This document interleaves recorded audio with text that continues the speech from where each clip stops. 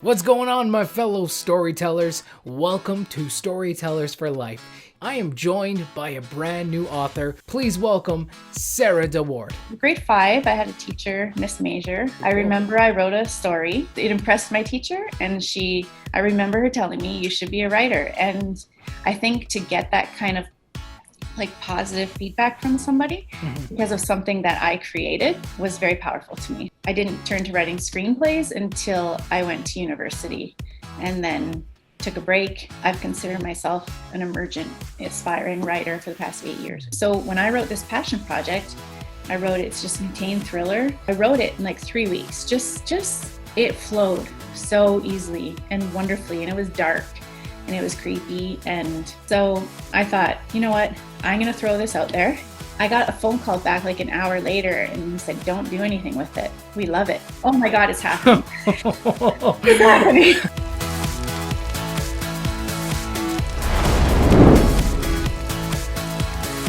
Don't you dare show that to anybody else. We want it. And I was like, yeah. Oh my God, it's happening. It's happening. I was like, I remember he sent me that in the phone call and I was just like, oh my God, I can't breathe. I cannot believe it. But on one hand, I was like, I knew it was a good story. Yeah. Right? I felt it. Yeah. So then that was what, 2017 or 2018 when that happened. So I was teaching at the time, full-time teacher. I was in a relationship with a guy from Australia. He had moved here. I had 2 kids in very high-level sports. My life was insane. And again, writing till 3 a.m. so that they, can you do a rewrite? But here are our notes. So then he attached me with 2 managers from Lit Entertainment, and they gave me great notes. So it changed. So you do a rewrite, another 100 pages. And then next thing you know, then they attach a director, and he had his notes. So another rewrite. Oh, wow. I did 8 rewrites. Okay, so that's 800 pages, right? Yeah. In 1 year of teaching, on top of being a teacher, on top of trying to be a good partner, on top of trying to be a good mom. And then it was just, I felt like things are going. I was starting to dream about it. And I'm like, oh my gosh, I could go half time next year and I could write. And I was totally falling in love with this idea. And then it just died, Matt. I don't even know to this day what happened. I think the tide turned. Female driven, contained psychological thriller. I don't know what happened. It just kind of fizzed out.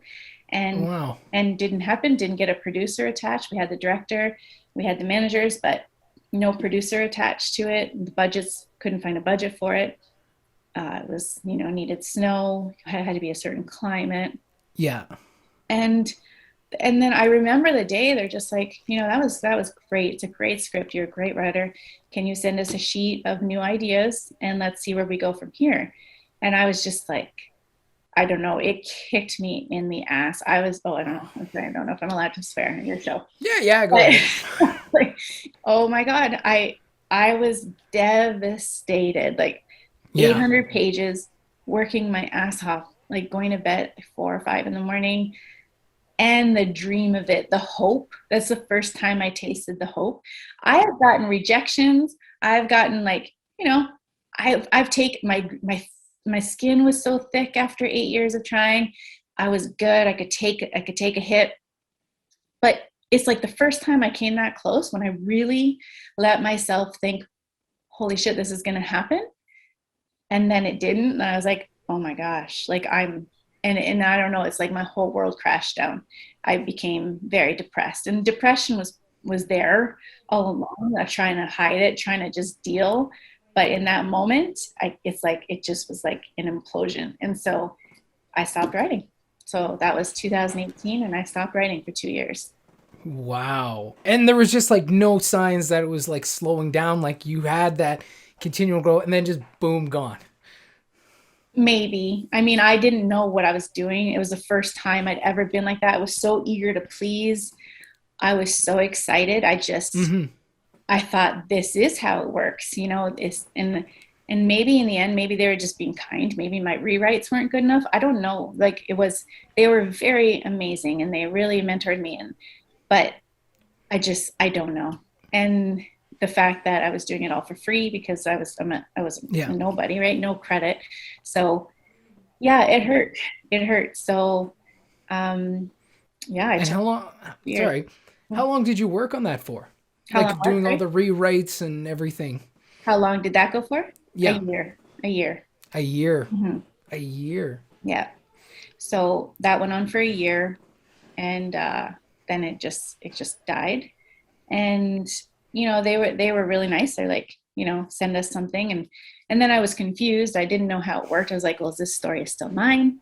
Is this your story? Is this still mine? And they're like, no, yeah, you can shop it around. You're fine to shop it around. So, you know, now I'm at a point where that's Right. probably going to be my next novel because I love the story very much, and maybe it'll be better as a novel. I don't know.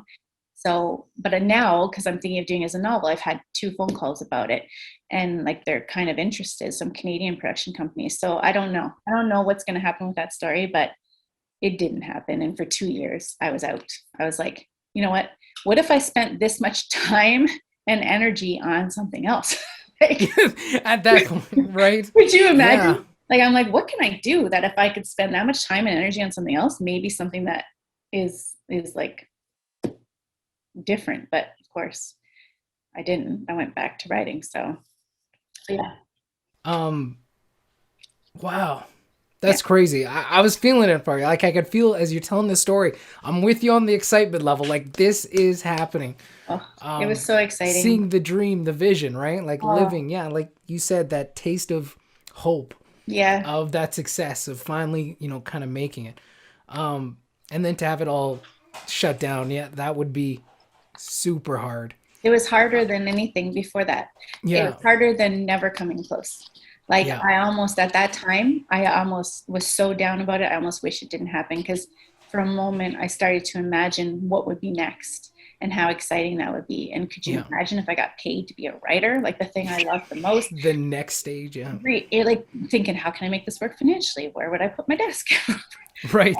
And that's my fault. We're imaginative people, right? And We are, I'm yep. not good at living in the present, so I'm either in the past or I Or mean, in the yeah, or future. in the future. And in Yeah. that moment, I was like, it's happening.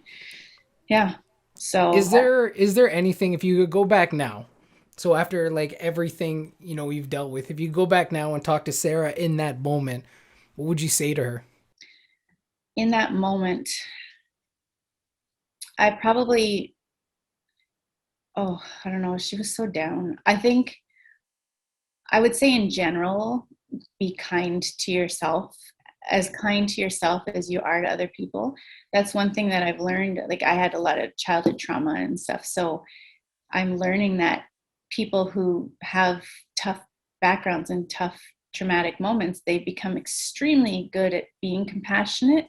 We end up being teachers and psychologists and sociologists and therapists, and most of the people who are psychologists and therapists have probably been through something pretty major. So you're just like, we're amazing at giving it, but to myself, like this, the Right. internal like self-talk, like imposter syndrome, like you never were going to make it. Like why were you even thinking that? Like how could you even believe it? Like of course you're never going to make it. And just it was so, I think if I could go back in time, I would have said just be compassionate to yourself. And it's Right. Hollywood, like it's, you're a girl from a town of 19,000 people. Just be thankful that you were talking to Hollywood managers and agents of top 3 companies, amazing companies, were with you, an up and coming director who's extremely talented, loved your script.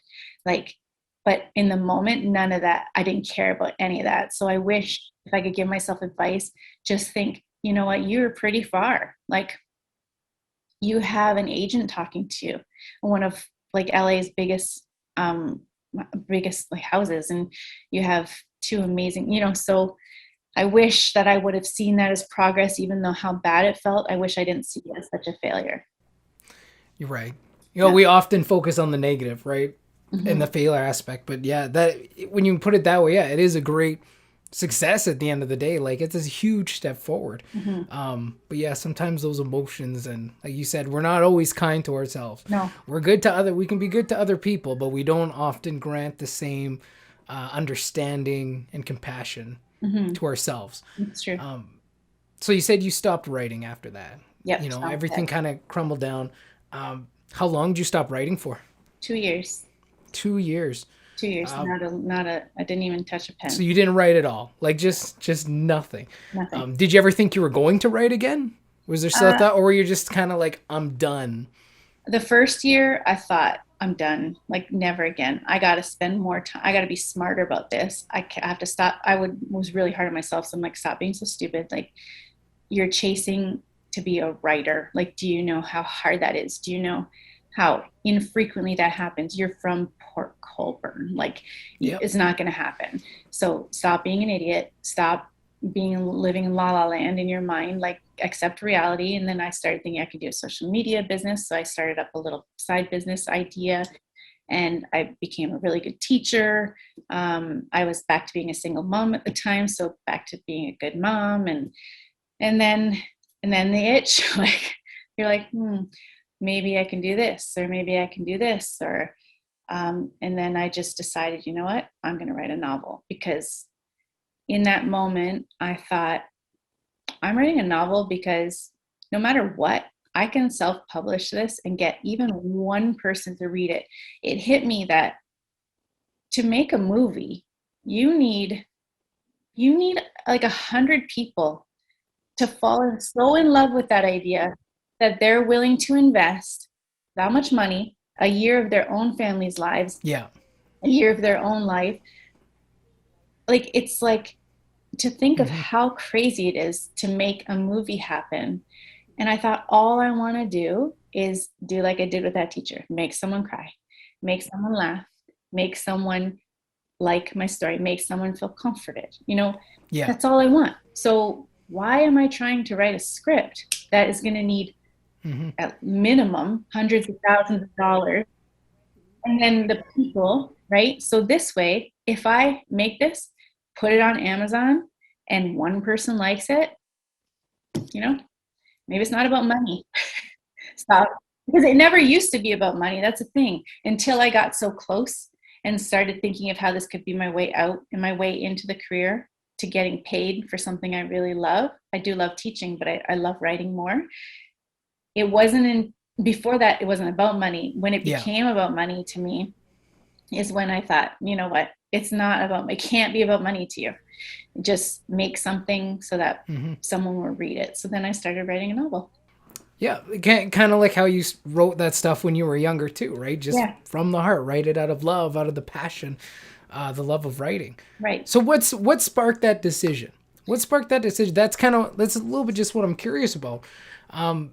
Because yeah, like you're down this tough place. You're saying like I'm not gonna write again. Like Mm-hmm. not even thinking about it.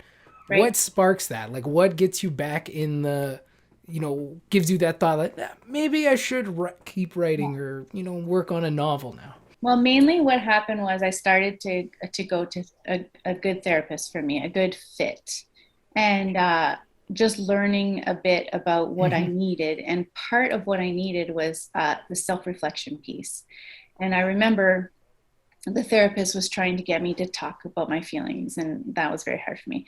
So then she said, well, you mentioned you like to write, so why don't you write about your feelings? Well, it's a Yeah. way easier said than done when you're when you're feeling as how I was feeling.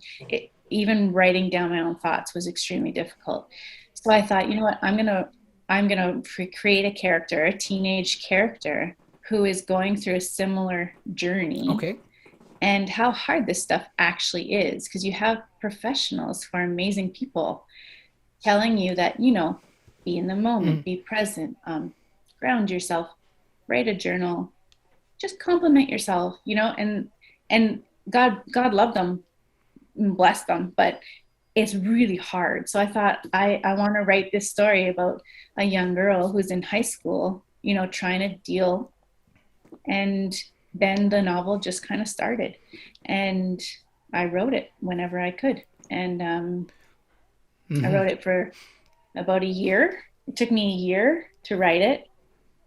Um, and then I thought, well, I don't know, I could tell you the whole journey, but to answer your question is, yeah, that in that moment I thought, I'm gonna write a novel, and I was scared. I felt on one hand I was letting myself down, because am I quitting screenwriting? That's kind of embarrassing to me, and it's sad because I absolutely love films. and I love television. Well, I love films more than television, but I'm starting to really love television. And I thought that's my dream. So am I copping out? And then I thought, but I'm also scared because writing a novel terrifies me. I love about screenwriting is that I don't have to talk about a tree for 4 pages. I can let, Right. I can let set design worry about that tree. Yeah, yeah, yeah. Like I just spent 8 years trying not to step on set design's toes or trying not to step on director's toes, writing things as precisely as I could to get them to Mhm. then do their job. And now here I am with a novel thinking, oh my God, it's so long and daunting. And I just worked so hard at squeezing down my exposition to like a sentence. And now I Right. have to expand. And I was terrified. So I was really scared to start the process, but I did. Did that did like your past experience with the screenwriting, and especially obviously like once it kind of fell apart, did that contribute to also that fear? Was that kind of looming over your novel? Like, what if this also doesn't work or doesn't come together? No, Did you have that's any of the those one thoughts thing. or those fears? No, because my expectations were so very low, Matt. I thought, you know what? If someone reads it and loves it, I'm happy. I went down to my most organic want and desire for why I'm doing this. And most organically, most reflective is when I think, okay, I just want someone to enjoy this story. So I didn't have the same fear. It was gone. The fear was gone. I was like, I don't give a shit who likes this. I would love it if someone would, but I know someone will, but it doesn't have to be 100 people with $1 million. It just has to be someone who's sitting in their bedroom and thinking, oh, what a nice little story. Like the fear was gone. That was the nice thing. The fear was gone until I submitted to publishers. Then it came back, but I didn't think I was going to go that route at first. I thought I was just going to self-publish. Just curious too. And what was your kind of process when you were writing the novel? Did you do an outline? Did you just try and kind of wing it and see what came out? Did you just write, or did you have what was your thought process when you were actually putting together this story? Yeah, my thought process was I'm not the best outliner. I'll just say that. Well, you can see my mess behind me. That's part of my process. I'm just like, scribble everywhere. My outlines have been different for every script that I've written, Yeah. but for my novel, I thought this is longer. So in notes on my Mac, I just would have jot down some notes, so almost like a beat sheet would have been for a screenplay. So just to make sure I hit on these things. Well, that first skeleton changed so much through it, so that I'd find myself, my story is going off in its own little lovely direction, and I go back Yeah. to my notes and put it in the outline. Oh, and then this happens. So I found that I had this skeleton that kind of made me feel like, oh, don't forget the big stuff. But as I was writing, I found myself pretending and plunking it in the outline because it was taking on its own Yeah. life, right? Because I don't know how it works for you, but I've always said when I wrote a screenplay, it was already a movie in my head. Here's the movie, it's there. So it's already there. I'm not, it's like I just sit there and I channel these conversations and channel this story. And I used to find it so funny because I wrote, like I said, Right. like 13 screenplays, and all of them ended at 101 pages with very little Mm. outlining. And I thought, how funny is that? That I've come to the words like fade out at 101 pages on like 10 out of my 13 screenplays. So it's like I think because I love movies my whole life, that I kind of know how a movie works, and so with the novel, same thing. Like it's just this person's in my head, and I'm just writing her down. So I don't know. It wasn't, and it was first person. I wrote it in first person, present tense, so which is a bit different, but that's what I got from my script writing too, because nothing was in the past. It was all like she says, he says, and for novels that's different too. But I'm not the only one to do that. A lot of people are doing that now. So No, you're not. Yeah, you can tackle viewpoints and mhm. when you're doing a novel from like various different point of views, jump around. Right. Yeah, Mhm. whatever you need. There's a little bit more flexibility in that probably than in screenwriting, where it Yes, is very present tense. that's right. So you said the fear came back kind of when you started publishing, because that's the next big step, right? Yes. You made it through. You had your project fell apart. Mhm. You had your moments where you're down and you're really struggling. You built yourself back up, and now it's like, I finished my story. Now, how do I get it out there? Yeah. So what was the plan for publishing? Like, what was going through your mind? You're like, okay, here's my plan. What am I doing? I was just really excited. And then I thought, now I have to decide what I'm going to do. Am I going to self-publish or am I going to send it out? In my head, I was like, of course you're not good enough to have it published yet. Like, what are you thinking again? So that self-doubt and that anger kind of crept back. Like an hour later, they said, please don't. We're on page 61 and we're loving it so far. And then I was like, uh-oh. Then I was like, oh shit, here we go again.